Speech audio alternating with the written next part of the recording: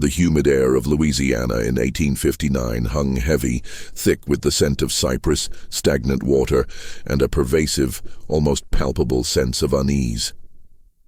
Willow Creek, a small, isolated parish nestled deep within the bayou, was no stranger to discomfort. Its inhabitants, a scattering of Creole families, French descendants, and a few enterprising American settlers, lived lives etched by hard labor, fervent faith, and an ever-present struggle against the encroaching wilderness. Yet, even for Willow Creek, the arrival of Father Elias Thorne had brought a new, unsettling quality to their quiet existence.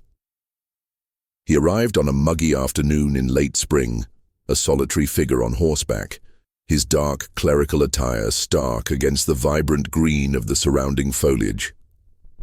His face, gaunt and shadowed, seemed perpetually fixed in an expression of intense, almost pained contemplation. His eyes, a startling pale blue, held a depth that many found difficult to meet. The previous priest, Father Benoit, a jovial man with a booming laugh and a penchant for storytelling, had succumbed to a sudden fever just weeks prior, leaving the small community bereft and a little fearful. Father Thorne, sent from the diocese in New Orleans, was meant to be their solace. Instead, he became a source of quiet apprehension.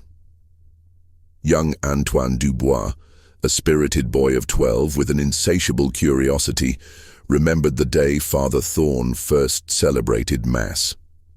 The church, a simple wooden structure with a spire that leaned slightly to the left, was packed. The usual warmth that permeated the small sanctuary was replaced by a chill that seemed to emanate from the altar itself. Father Thorne's voice, though clear and resonant, lacked the comforting cadence of Father Benoit. It was precise, almost clinical, each word delivered with an unnerving intensity.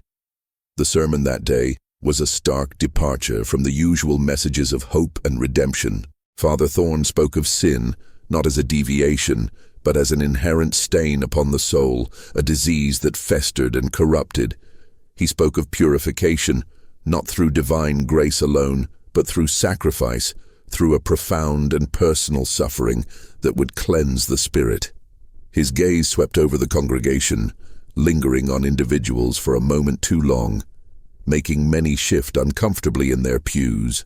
Antoine felt a prickle of fear, a sensation he hadn't experienced even when his grandmother recounted tales of the loup-garou lurking in the swamps. This was a different kind of fear, one that clawed at the edges of his understanding. After the service, the usual chatter and conviviality were notably absent. People left in hushed tones, casting furtive glances back at the church. Old man Tiber, the village elder whose memory stretched back further than anyone else's, shook his head slowly. "There's a darkness about him," he mumbled to his wife. "A darkness I haven't seen in these parts since before the War of 1812. His words, carried on the breeze, sowed seeds of doubt and suspicion amongst the already wary parishioners. Over the following weeks, the changes in Willow Creek were subtle but pervasive. Father Thorne rarely left the rectory, a small two-room dwelling beside the church. When he did, it was usually to visit the ailing or to attend to his duties, always with that same somber intensity. He engaged in little small talk, his responses to greetings curt and to the point. The children, who once flocked to Father Benoit for sweets and stories, now gave the rectory a wide berth, their games falling silent whenever his silhouette appeared in the window. Elise Dubois, Antoine's mother and a devout woman who prided herself on her hospitality, attempted to offer Father Thorne a home-cooked meal, a gesture of community and welcome. She brought a steaming pot of gumbo to the rectory one evening, her heart full of good intentions. Father Thorne answered the door, his face impassive. He thanked her politely, but his refusal was firm. "I require little," he stated, his eyes unreadable. "My sustenance comes from a different source." The ambiguity of his words left Elise feeling strangely unsettled, the gumbo growing cold in her hands as she walked back home. The most disturbing change, however, began to manifest during the sacrament of communion. At first it was barely noticeable, a flicker in the candlelight, a trick of the eye. But then whispers started. Martha Thibodeau, a woman known for her keen observation and even keener tongue, was the first to voice it. During Mass one Sunday, as Father Thorne held up the chalice, she swore she saw it. A deep, unsettling crimson, darker and thicker than any wine she had ever seen, shimmered within the silver cup. She blinked, attributing it to poor light and an overactive imagination. But the image remained etched in her mind. The following week, during the consecration, young Isabelle Leblanc, standing near the front, gasped softly. Her mother quickly shushed her, but Isabelle insisted later, with wide, frightened eyes, that the wine in Father Thorne's chalice had looked like blood. Her mother, a practical woman, dismissed it as a child's fancy, but the seed of unease was already planted. Antoine, sitting with his family, tried to get a better look during the next service. He squinted, trying to pierce the gloom of the church, but the distance and the flickering candles made it difficult to be certain. Yet a cold knot formed in his stomach. He remembered his father's stories of hunting, of the rich, dark color of fresh kill. Could it be? He pushed the thought away, horrified by its very notion. The whispers grew louder, passing from pew to pew, from house to house. People spoke in hushed tones after Mass, their eyes darting towards the rectory. "Did you see it?" one would murmur. "It looked unnatural," another would reply, a shiver running down their spine.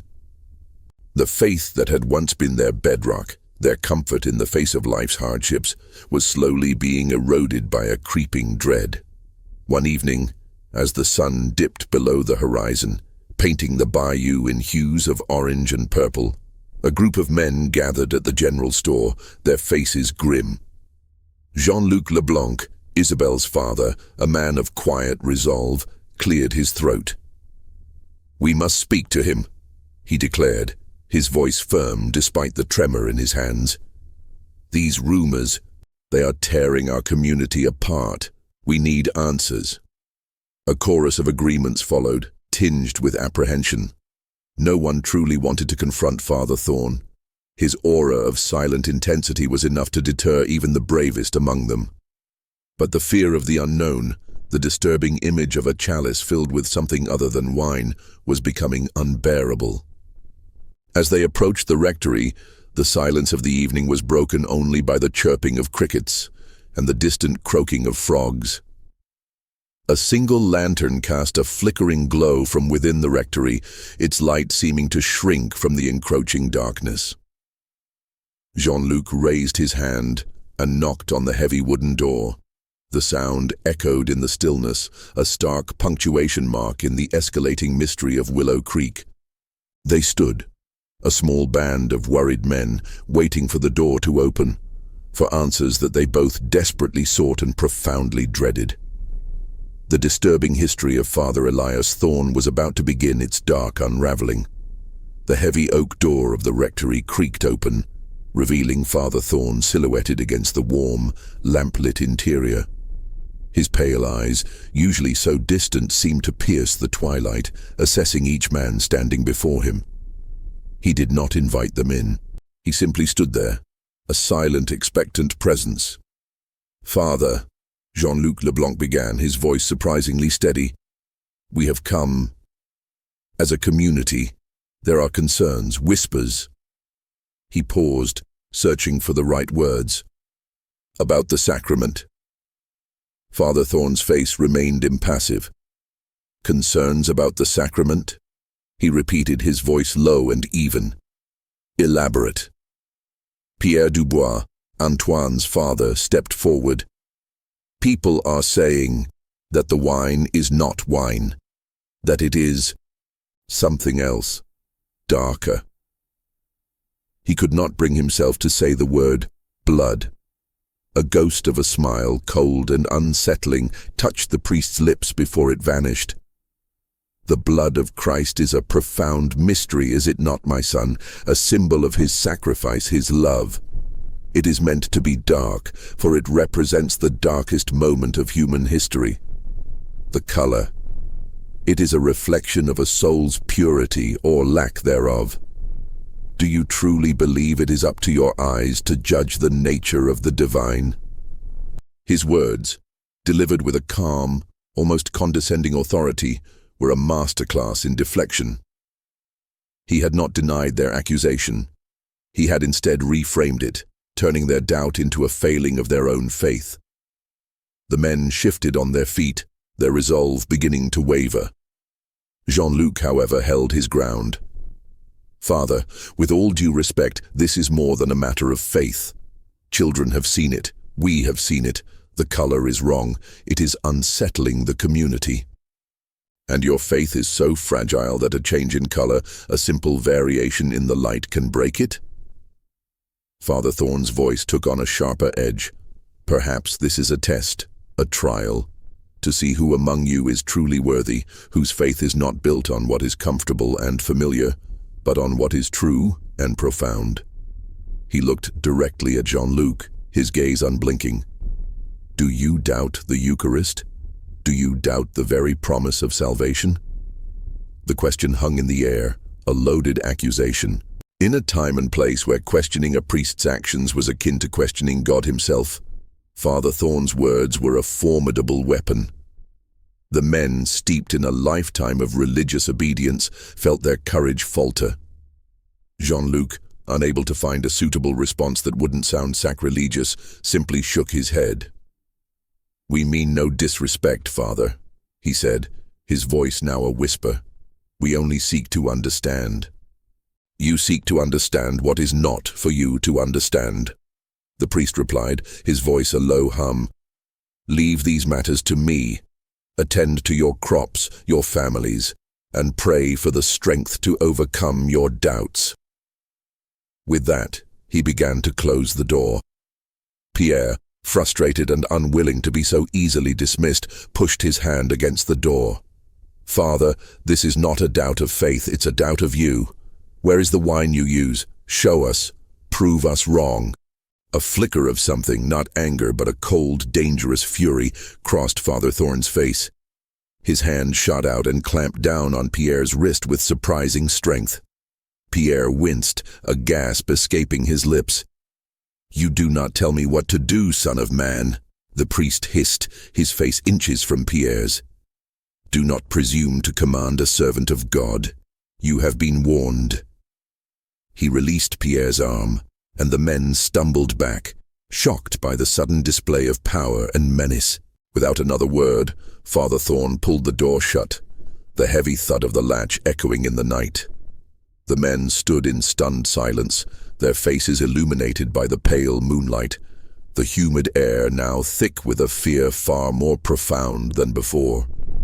They walked back to the village in silence, the confrontation leaving them shaken and without answers. The priest's response had not assuaged their fears, it had amplified them. He had not denied the accusation, he had turned it into a spiritual test, a judgment against their collective faith. And the sudden, brutal strength he had shown Pierre was a chilling warning. Back at the Dubois home, Pierre explained what had happened to his wife Elise and their son Antoine. Elise listened, her hands clutching her rosary beads, her face pale. "His eyes," Pierre whispered, rubbing the faint red mark on his wrist. "They weren't human. There was nothing in them." Antoine, listening from the shadows, felt the knot in his stomach tighten. The fear he had felt in the church had a name now. It wasn't just a sense of unease. It was a tangible, human dread. The priest wasn't just strange. He was dangerous. His father, a man who could fell a tree with one swing of his axe, had been reduced to a trembling boy by a single touch. The next day, the men of Willow Creek were more divided than ever.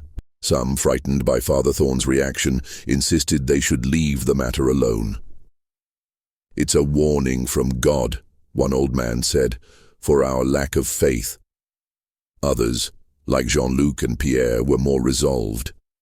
They now knew that something was deeply wrong, and that the priest was hiding something. They were no longer motivated by idle curiosity, but by a powerful, instinctual need to protect their families and their community. "We have to find out what he's doing," Jean-Luc told Pierre as they worked on a fence post. "He can't just be making the color of the wine darker. There has to be a reason, a source." Their investigation began with the rectory itself. The building was old and had a small stone-walled cellar used by previous priests for storing wine and preserves.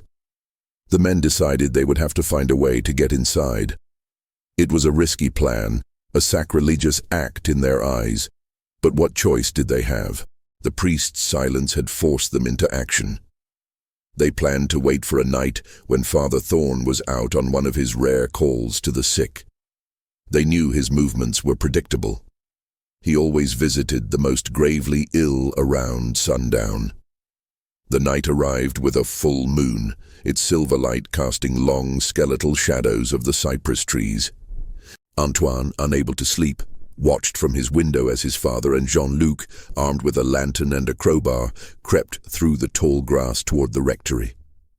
His heart pounded in his chest, a frantic drumbeat against his ribs. He knew what they were doing was wrong, that it was dangerous, but he also knew they had to do it. The unsettling calm that had settled over Willow Creek was a false peace, a prelude to a storm. And they had to know what kind of storm it was. He watched as his father carefully lifted the latch on the cellar door. The hinges, unoiled for years, shrieked in protest, a sound that seemed to slice through the night's silence. The two men froze, their bodies tensed, listening for any sign of movement from the rectory. There was nothing. With a final, agonizing groan, the door swung open, revealing a dark, gaping hole. The light from the lantern vanished as they descended into the blackness, and Antoine was left alone with his fear, a new and terrible chapter in the disturbing history of Father Elias Thorne unfolding before his very eyes.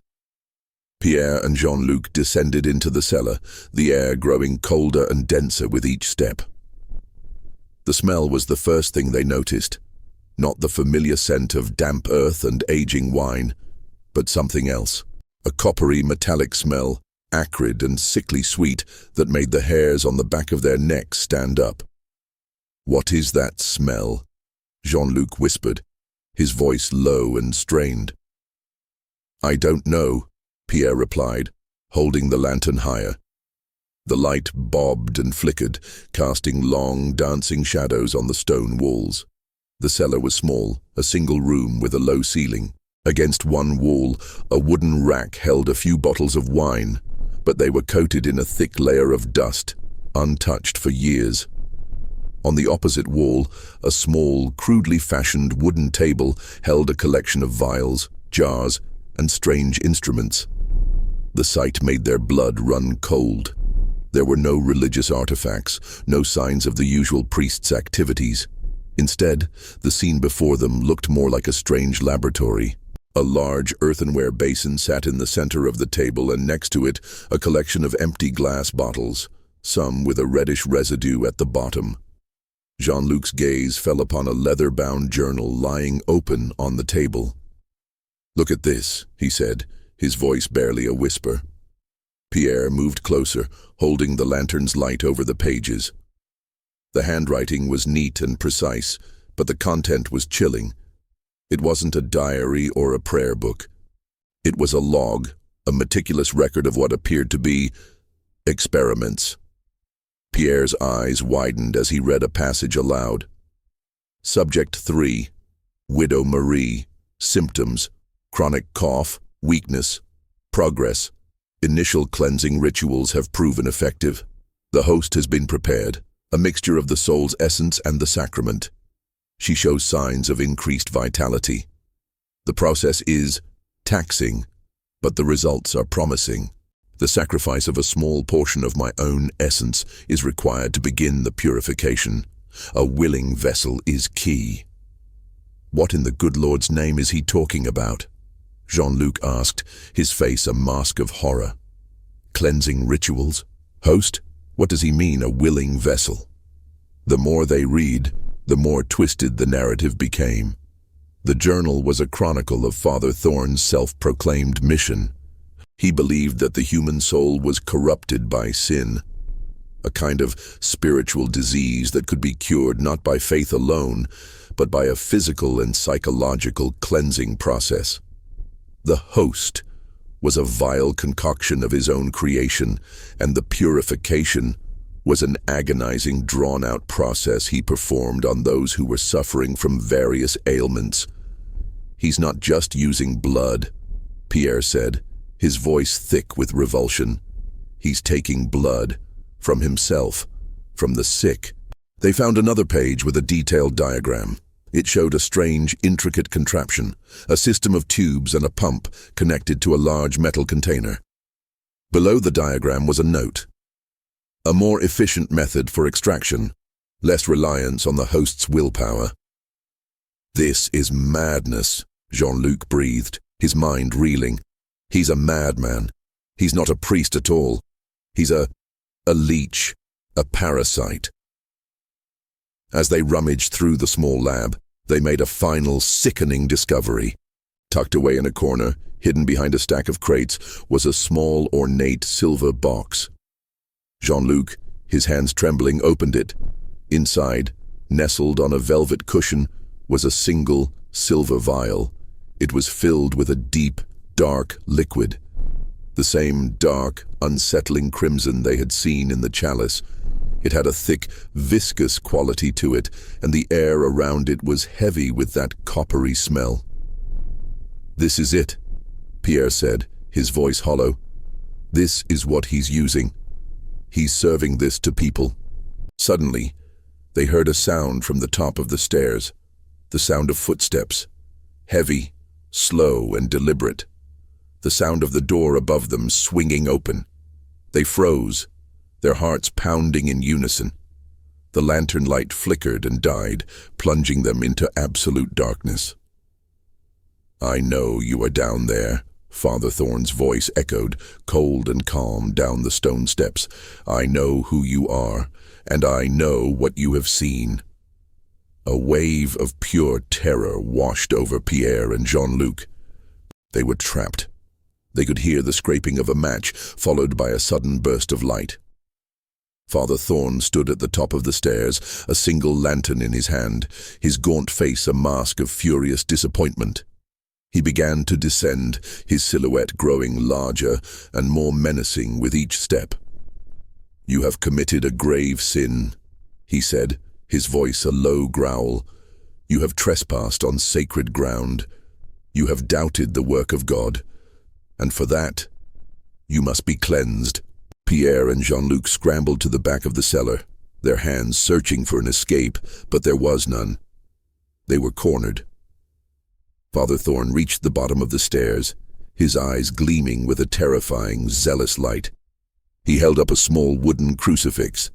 "Repent," he said, his voice now a fervent prayer. "Repent and accept the host." The two men, paralyzed by fear and disgust, watched as he began to move towards them, the light from his lantern casting long, grotesque shadows. They were no longer just curious villagers. They were trespassers, sinners, and in the deranged mind of Father Elias Thorne, they were now the next subjects for his horrific experiments. The truth they had sought had been revealed, but it came at a price they were only beginning to understand. The cellar, once a place of storage, had become a tomb, and the mad priest was its gatekeeper. The mystery had been solved, but the horror had just begun. News of the men's disappearance spread through Willow Creek like wildfire. Pierre and Jean-Luc had vanished without a trace. Their wives, Elise and Marie, were frantic. They knew their husbands had gone to confront Father Thorne, and they knew something had gone terribly wrong. The whole village was gripped by a mixture of fear and simmering anger. The whispers were no longer about the color of the wine. They were about what had happened to the missing men. The town's fear was compounded by Father Thorne's unnervingly placid reaction. When confronted by a tearful Elias, he simply said, "Your husband and his friend chose a path of profound doubt. They have been disciplined. They will return when their faith is restored." His words, a chillingly calm mixture of religious rhetoric and veiled threats, only fueled the community's suspicions. Antoine, his heart heavy with dread, felt a powerful mix of grief and determination. He knew his father and Jean-Luc hadn't just disappeared. They were being held against their will, tortured by the mad priest. He had to do something. He couldn't just stand by and watch his father be destroyed. He approached Marie, Jean-Luc's wife, a quiet, stoic woman, and found a kindred spirit. Marie, her eyes red from crying, was just as determined as he was. "We must find them, Antoine," she said, her voice trembling with emotion. "I won't just sit here and wait for that monster to decide my husband's fate." Together, they formed a small, desperate group. Antoine, Marie, and a few others who had also grown suspicious of the priest. Their plan was simple. They would follow Father Thorne and find where he was keeping the men. But he was a man of habit, and his movements, though rare, were predictable. He always went to the home of the sick and the dying, armed with a black leather bag and that chilling aura of calm. The next evening, Antoine stood hidden in the shadows of a large oak tree near the rectory. He had to be careful. He knew the priest had an unnerving awareness of his surroundings. He waited, his heart pounding a frantic rhythm against his ribs. The night was muggy and still, a perfect cover for a clandestine mission. Just as the moon rose, a figure emerged from the rectory. It was Father Thorne, a bag slung over his shoulder, his head bowed as if in prayer. He walked with a quiet, deliberate pace, heading towards the edge of the village, towards the swamp. Antoine knew where he was going. He was going to visit old Mrs. Gauthier, a woman who had been bedridden with a persistent fever for weeks. Antoine slipped out from behind the tree and followed, keeping a safe distance, his every step silent. The journey was a slow, agonizing one. The air was thick with mosquitoes and the smell of decomposing vegetation. The ground was treacherous, a mix of mud and tangled roots. But Antoine pressed on, driven by the memory of his father's bruised wrist, of the look of sheer terror on his face. He watched from behind a thicket of reeds as Father Thorne entered Mrs. Gauthier's small, dilapidated cabin. He saw the dim light of a lantern flicker to life inside. He crept closer, his heart in his throat, and pressed his ear to the wooden wall. He could hear Father Thorne's voice, a low, hypnotic murmur. "The fever is a gift, my child," the priest was saying. "It is a sign that the body is fighting the corruption of the soul, but the fight is a burden. I am here to help you, to alleviate your suffering." Antoine heard a faint sound, a whimper of protest from the old woman. "Do not fight," Father Thorne said, his voice now a sharp command. "Let go. Let the corruption flow out of you. Let me take it. The essence of your life, the very core of your being, must be given up. Only then will you be truly cleansed." A sound, a wet, sucking sound, made Antoine flinch away from the wall. He felt a wave of nausea. He knew with a terrible certainty what was happening inside that cabin. The host, the purification, the essence. The madman was a vampire, a human leech, draining the life from the sick and the weak. He had to get away, to warn the others. He turned and ran, his feet pounding through the mud, his mind a whirlwind of horror and disgust.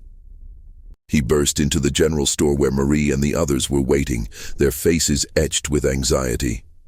"He's a monster," Antoine gasped, out of breath and trembling. "He's not healing them, he's feeding on them. He's using them. He has them trapped for their blood." The others looked at him, their expressions a mix of disbelief and dawning horror. Marie, however, believed him immediately. "Where is he going after?" she asked, her voice low and furious. "I don't know," Antoine said, his mind racing. "He's going from house to house, the ones who are sick." They realized with a chilling clarity what was happening. Father Thorne was not just an isolated psychopath, he was a systematic predator. He was using the community's trust, their desperation to choose his victims, and what was worse, he was using them to create his host, the vile concoction he served during communion. The group decided they had to act now. They couldn't wait for him to come back to the rectory. They had to catch him in the act, expose him for what he was. They gathered a small posse, a few men and women armed with lanterns, a pitchfork, and a newfound sense of righteous anger. They followed the same path Antoine had taken, their steps silent and determined. The air was thick with dread, but it was now laced with a powerful sense of purpose. As they approached Mrs. Gauthier's cabin, they heard a low moan from within. It was a sound of profound suffering. Marie, her face a mask of grief and fury, threw open the door. The sight inside was a scene from a nightmare. Father Thorne stood over the bed, a single syringe in his hand, a small, intricate device attached to a tube. The other end of the tube was connected to a small canister. Mrs. Gauthier, her face ashen and her lips blue, lay motionless on the bed, her arm tied off with a strip of cloth. The canister was half full with a dark, reddish liquid. Father Thorne looked up, his pale eyes filled with a terrifying calm. "You do not understand," he said, his voice eerily peaceful. "This is salvation. This is the ultimate sacrifice." But the people of Willow Creek had seen enough. Their fear had finally given way to rage. They surrounded him, their faces grim, their lanterns casting long, menacing shadows on the walls. The hunted had become the hunters. They had found their answer, and now they would have their vengeance. The disturbing history of Father Elias Thorne was about to reach its violent climax. The small cabin was filled with a tension so thick it felt like a physical presence. The mob of villagers, a mix of men and women, stood united in their fury and horror. Their lanterns bobbed and swayed, casting frantic light on the scene. The withered Mrs. Gauthier, the vile contraption, and Father Thorne, who stood unfazed, a chillingly serene expression on his face. "Get away from her!" Marie shrieked, her voice a raw cry of anguish. She lunged forward, but Antoine's father, Pierre, suddenly burst from the shadows of the cabin. He looked gaunt, and his movements were weak, but there he was, the moment everyone had been waiting for. "Pierre!" Elise cried, rushing to him. He was a shadow of his former self, his skin pale and sallow, his eyes sunken. He was wearing tattered clothes and had a haunted look in his eyes. Father Thorne's expression remained unchanged. "The purification is not yet complete," he said, his voice flat. "He has not fully accepted his fate." Another figure, even more frail, emerged from behind Pierre. It was Jean-Luc. His legs seemed to barely support him. "He's a monster," Jean-Luc whispered, his voice a hoarse croak. "He keeps us in the rectory cellar, tied up. He takes our blood. Every day. He says it's for the host." The mob let out a collective gasp of outrage. The pieces of the horrifying puzzle were now fully in place. The priest wasn't just a madman. He was a captor and a tormentor. "You will not stop the work of God," Father Thorne said, holding the syringe high like a holy relic. "This is salvation. This is the cure for the corruption of the soul." His words were met with a roar of fury. A man with a pitchfork raised it high, its prongs glinting in the lantern light. "You are no priest. You are a demon." Father Thorne, with a speed that belied his gaunt appearance, dodged the pitchfork. His pale eyes flickered with a cold, terrifying light. He moved with an almost supernatural grace, sidestepping the villagers' frantic attacks, his face a mask of utter calm. He was not fighting them. He was evading them, his movements economical and precise. He was a predator, not a warrior. "You are all sick," he hissed, his voice dropping to a lower, more menacing tone.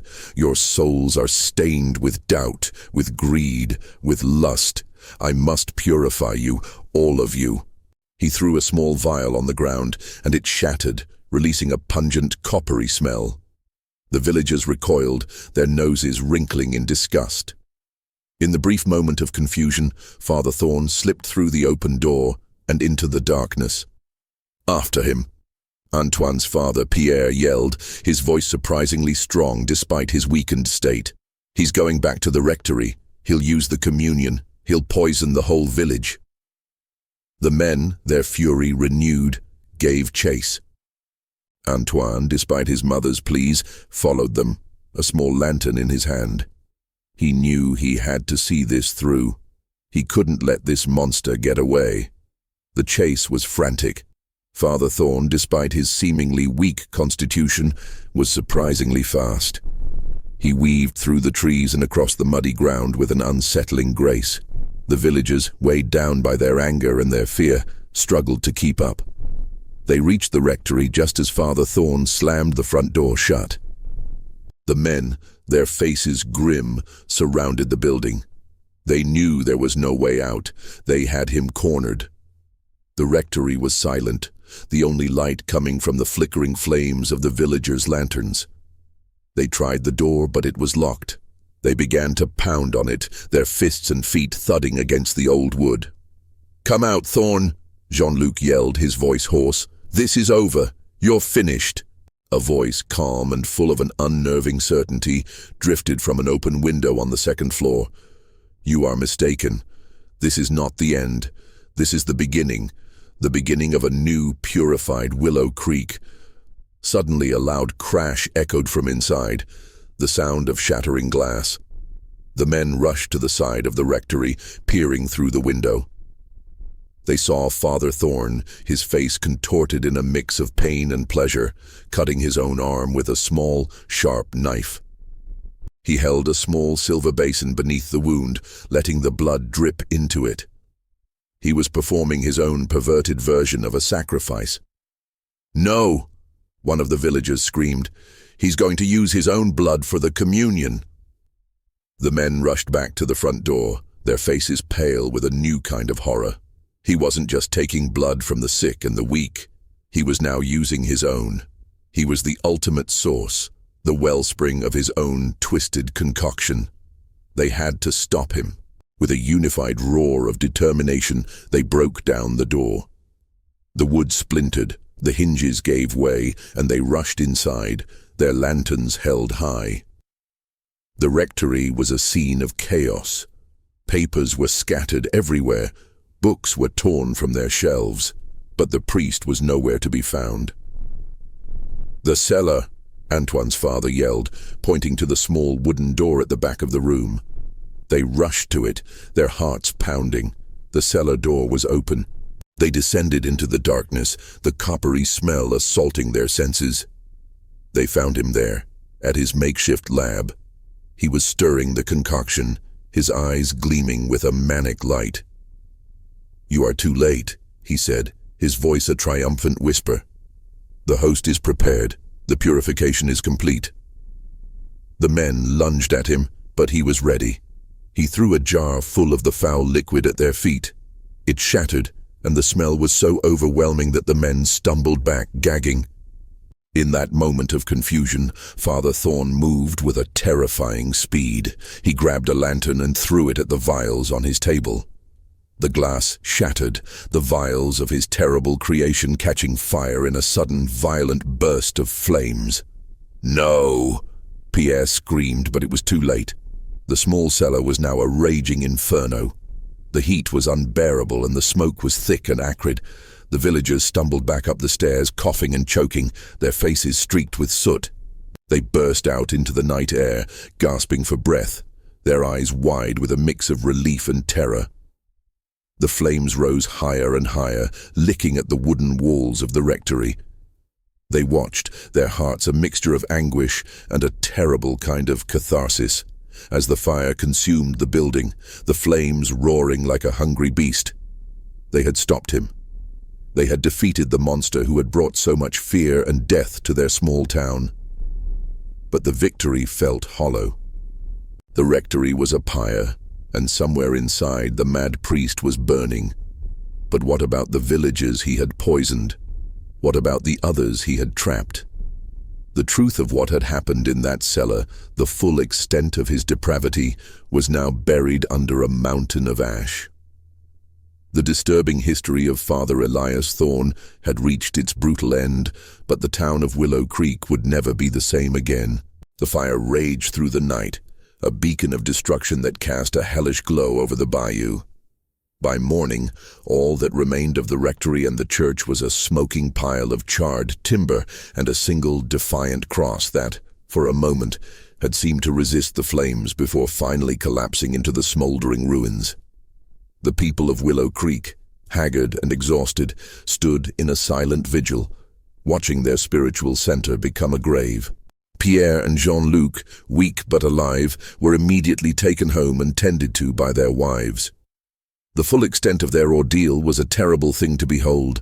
Their bodies were covered in bruises and puncture marks.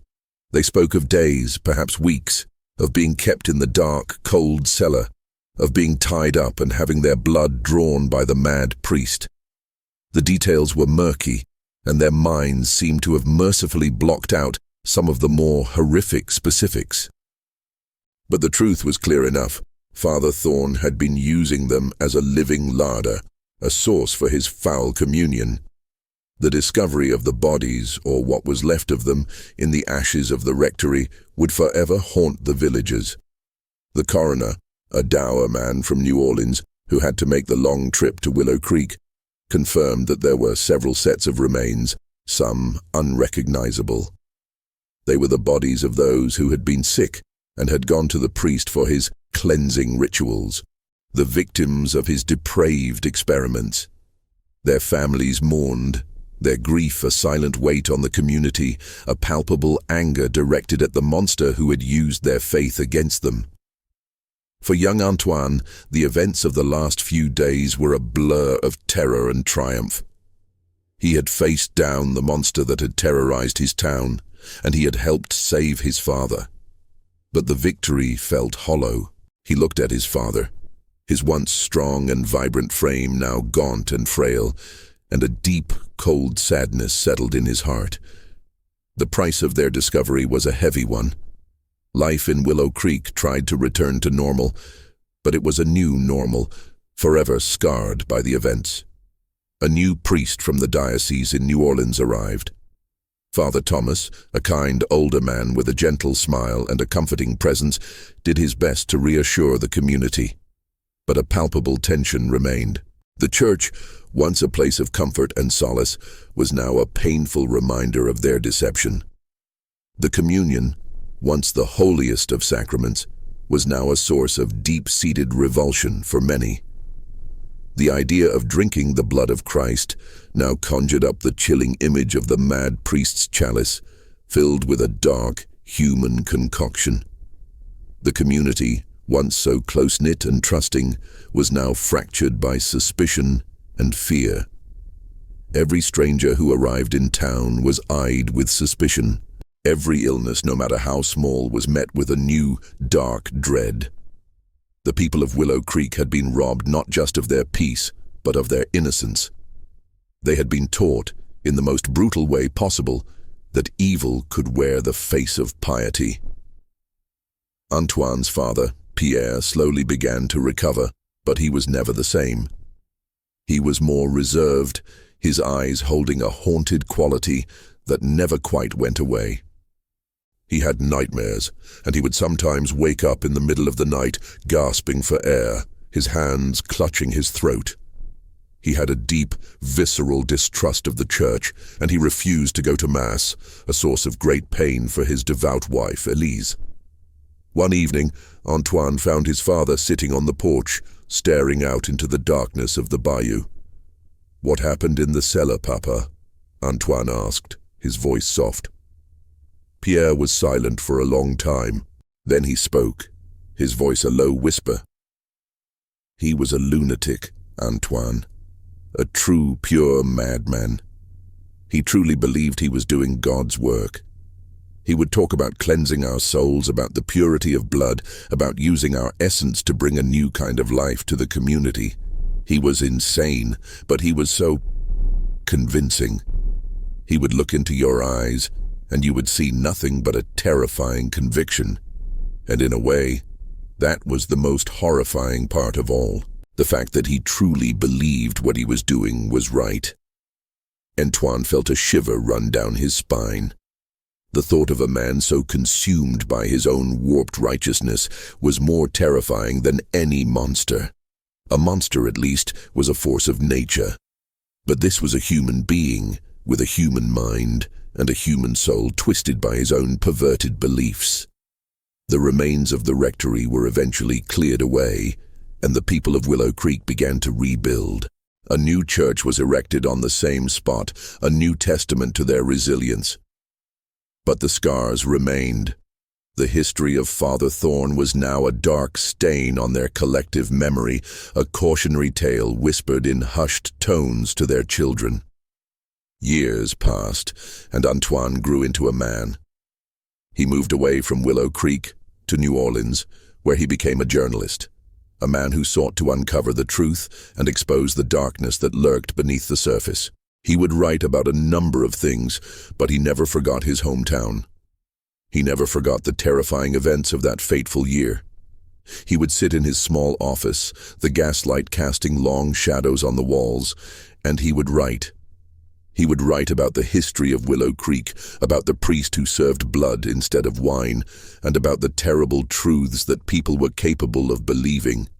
He would write, not to scare, but to remind them that the true monsters were not supernatural creatures of myth and legend, but the ones who lived among us, hidden in plain sight, their darkness concealed behind a mask of piety and righteousness.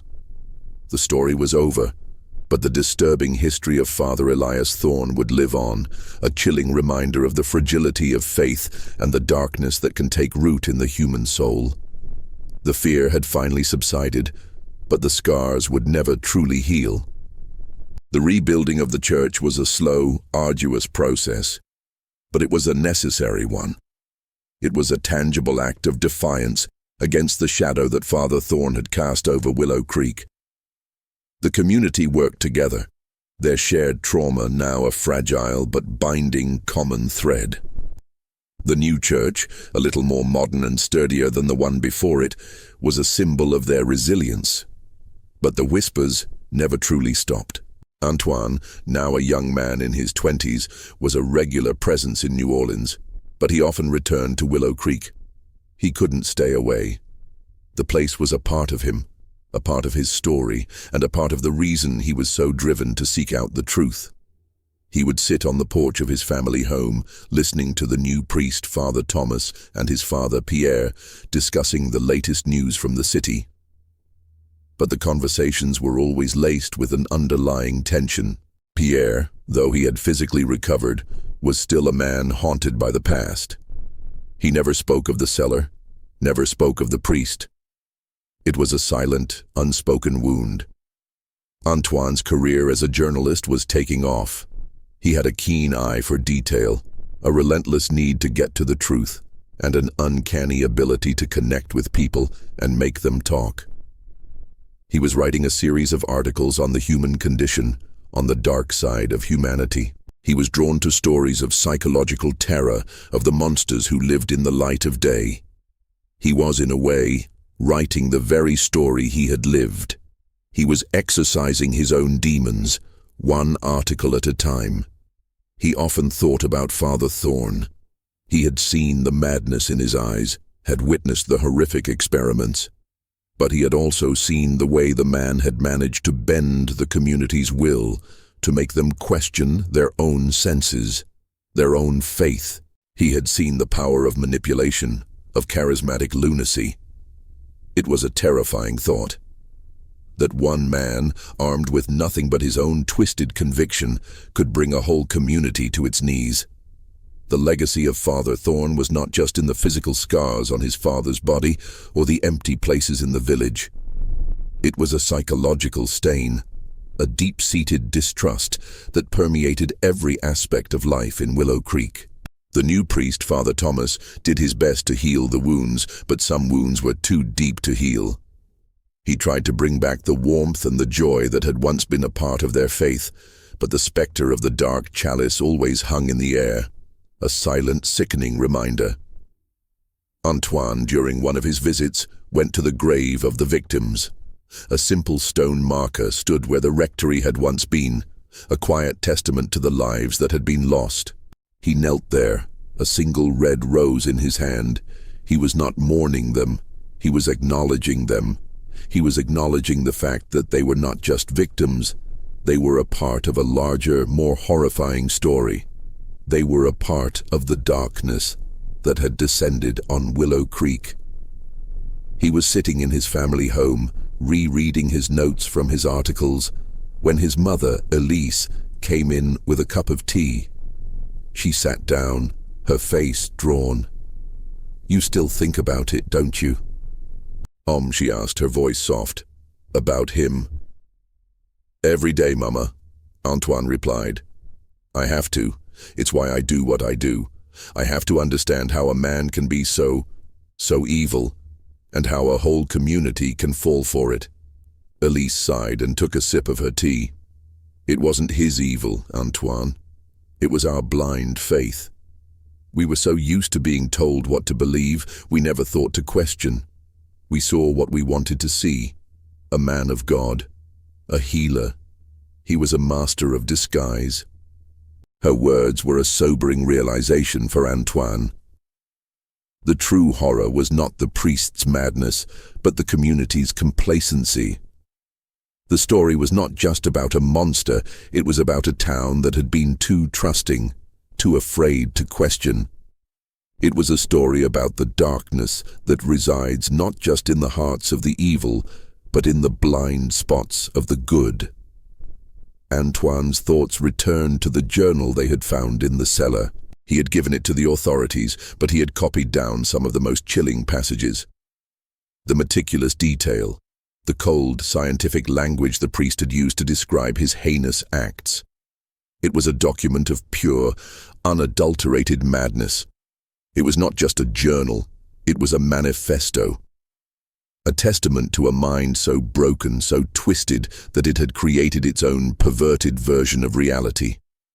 He realized then that his job was not to simply report on the news, but to tell a story. To tell the story of Willow Creek, not as a sensational tale of horror, but as a cautionary tale of human nature, of the dangers of blind faith, of the insidious nature of psychological manipulation, and of the resilience of the human spirit in the face of unimaginable darkness. He sat down at his desk and he began to write. He would call the article "The Priest of Willow Creek, a Parable of Faith and Deception." It would not be a story of ghosts or demons. It would be a story of a man, and the very real evil he unleashed on a quiet, unsuspecting community. And in telling their story, Antoine would finally begin to heal. The disturbing history of Father Elias Thorne would not be just a tale of terror, but a testament to the strength and the fragility of the human soul. Years passed and Antoine's career as a journalist flourished. He was respected, not just for his ability to uncover the truth, but for the depth of his writing, the way he explored the psychological underpinnings of his subjects. The story of Father Thorne became a distant memory for most, a chilling legend from a bygone era. For Antoine, however, it remained a constant, a quiet hum beneath the surface of his life. He hadn't been back to Willow Creek in over a decade. His father Pierre had passed away, and his mother Elise had moved to New Orleans to be closer to him. The town was now just a collection of memories, a place of ghosts and shadows. But then, a letter arrived. A letter from Marie, Jean-Luc's wife, a woman who, like Antoine, had also been deeply affected by the events of that fateful year. The letter was short, but its content was enough to send a chill down Antoine's spine. It spoke of a new darkness, a new set of disappearances in Willow Creek. The pattern was eerily familiar. The victims were the old, the sick, and the infirm, the same group that Father Thorne had preyed upon. Antoine immediately packed his bags. He had to go back. He had to see for himself. He knew it was a fool's errand. The priest was dead. He had seen the rectory burn to the ground. But the fear in Marie's letter was real, and Antoine had a deep, unsettling feeling that the evil that had once plagued Willow Creek was not entirely gone. He arrived in the town in the dead of night. The air was still humid and heavy, but now it was laced with a palpable sense of fear. The streets were deserted. The windows of the houses were dark. It was as if the whole town was holding its breath. He found Marie at her home. She was older now, her face lined with grief and worry. She had been a strong woman, but now she looked fragile, her hands trembling as she poured him a cup of coffee. "It's happening again, Antoine," she whispered, her eyes wide with terror. "The same thing. People are disappearing. They say it's the sickness, that they're dying in their sleep. But I know better. I know." "Who?" Antoine asked, his voice low. "Old man Thibodeau, little Annie Leblanc. She's just a child, and others. They get sick and then they're just gone. No one sees them leave. No one sees them again." Antoine's mind raced. It was the same pattern, the sick and the weak preyed upon by an unseen predator. But who? It couldn't be Thorne. Could it? He had to explore the possibility, no matter how remote. He went to the site of the old rectory. It was now a new church, a beautiful, sturdy structure. But the ground beneath it, he knew, was a grave. He stood there, in the silence, and he felt it.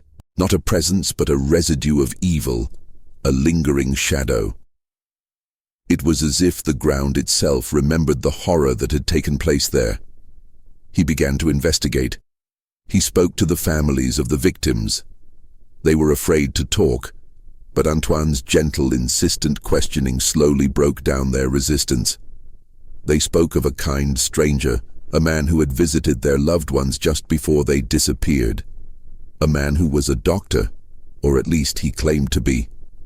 He would offer a new kind of treatment, a kind of cleansing that would cure them of their ailments.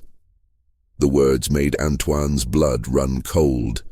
He asked for a description of the man. The families were vague. He was tall, they said. He was thin. He was quiet. He was a man who moved like a shadow. The descriptions were maddeningly similar to the ones they had once given for Father Thorne. Antoine knew he had to find this man. He had to expose him before anyone else was hurt. He started to look for him, to ask around. No one knew his name. No one knew where he lived. He was a ghost, a legend. He was the shadow of Father Thorne, returned to haunt Willow Creek once again. Antoine realized with a chilling certainty that the story was not over. It was not just a historical event, a piece of the past. It was a living, breathing nightmare. The monster had not died in the fire. He had simply changed his face. The disturbing history of the priest who served blood was about to begin its second, more terrifying chapter. Antoine's investigation hit a wall. The mysterious man was a phantom, leaving no trace, no name, no address. The villagers, terrified and distrustful, were reluctant to provide any information that could endanger them. They had learned their lesson with Thorne. To trust a stranger could be a fatal mistake. He found an old man, a retired trapper named Louis, who was less afraid to talk. Louis, a man who had lived his whole life in the bayou, was a font of local knowledge. He told Antoine about an old, abandoned hunting lodge deep in the swamp, a place that no one went to anymore. It was rumored to be cursed, a place of bad juju, a place where the air itself felt heavy and dark. Antoine knew with a certainty that transcended logic that this was the place he had to go. He had to confront this new monster, this new face of evil, before he claimed another victim. He bought a hunting rifle, a few lanterns, and a small boat. He was no longer just a journalist. He was a man on a mission, a protector of his home. The journey into the swamp was a descent into a world of shadows and whispers. The trees were gnarled and twisted, their branches like skeletal fingers reaching for the sky. The water was dark and murky, and the air was thick with the scent of decay. The silence was absolute, broken only by the distant croaking of frogs and the occasional splash of an unseen creature. He found the lodge at sundown. It was a dilapidated, rotting structure, its windows boarded up and its roof caving in. The air around it was heavy and cold, a strange anomaly in the humid swamp. He felt a deep sense of dread, a primal fear that clawed at his insides. He approached the lodge, his rifle held high, his heart pounding a frantic rhythm against his ribs.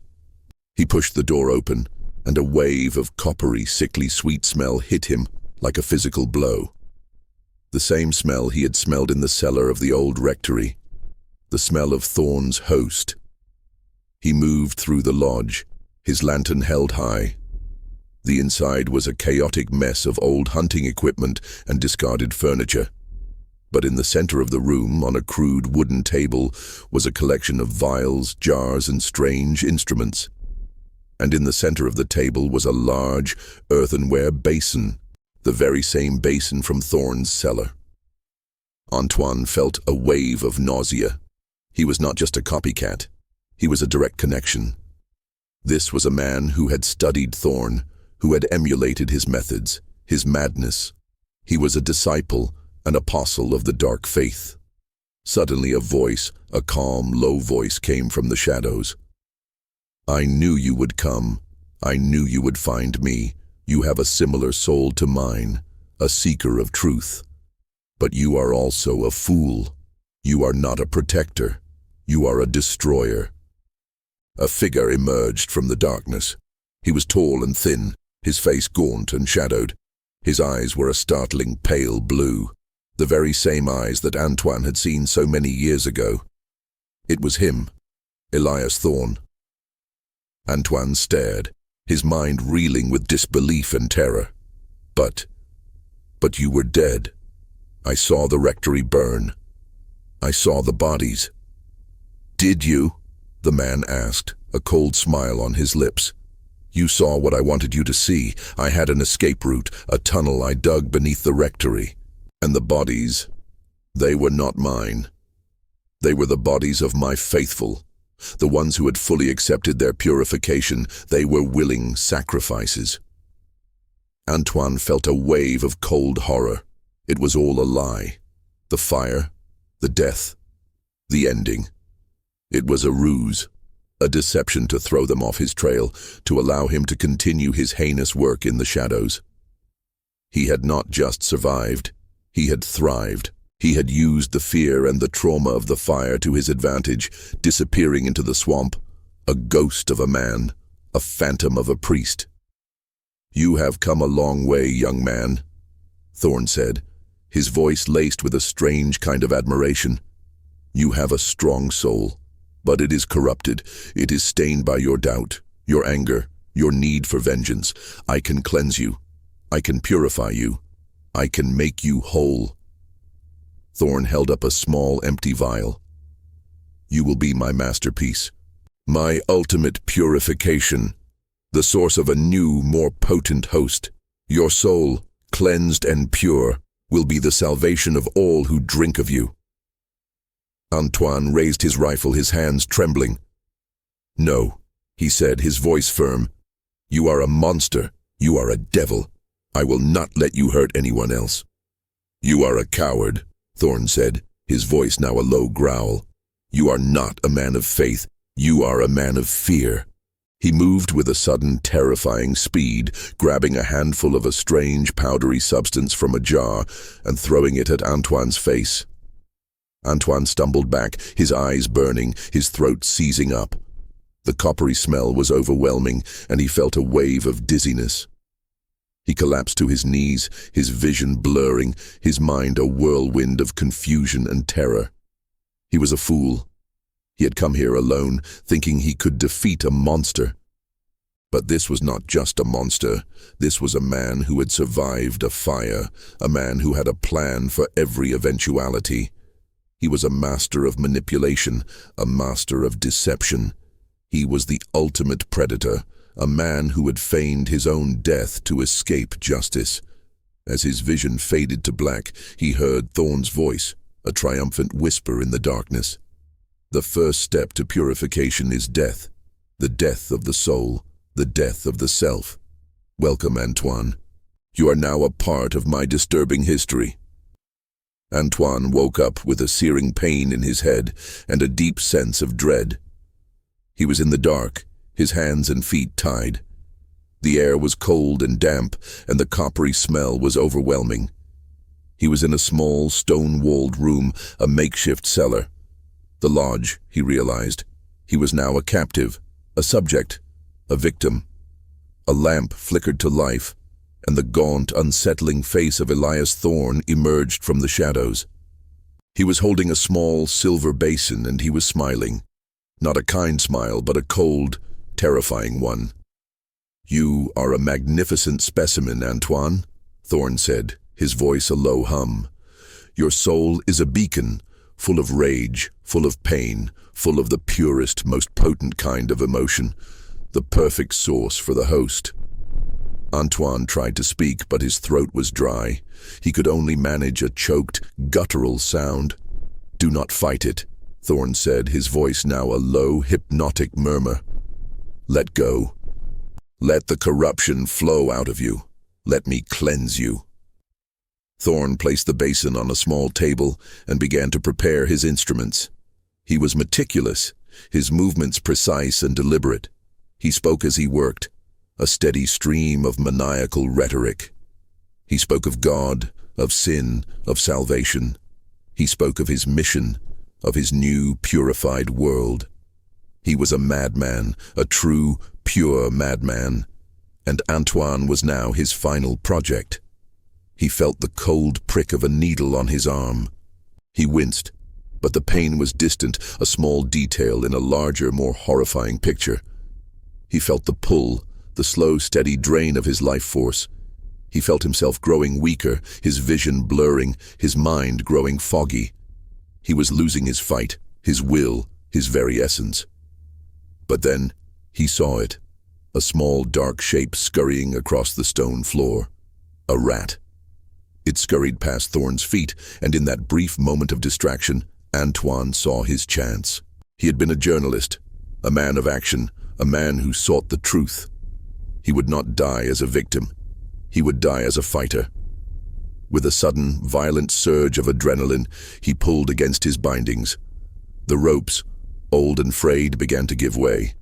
He pulled again, his muscles screaming in protest, his hands raw and bloody. He could feel the ropes snapping one by one. Thorne, alerted by the sound, looked down, his pale eyes wide with surprise. "No," he shrieked, "you must not resist. You must accept your fate." But Antoine had already broken free. He stumbled to his feet, his body weak, his mind a whirlwind of confusion. He grabbed a heavy metal crucible from the table, and with a final surge of strength, he threw it at Thorne.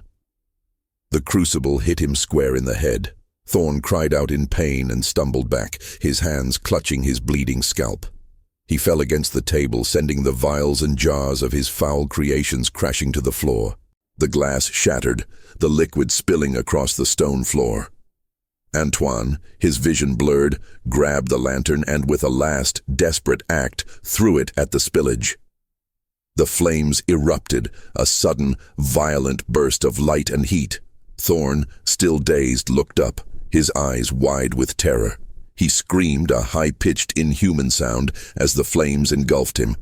Antoine, a man on the brink of collapse, stumbled out of the lodge and into the cool night air. The fire was a beacon in the darkness, a raging pyre of twisted dreams and broken hopes.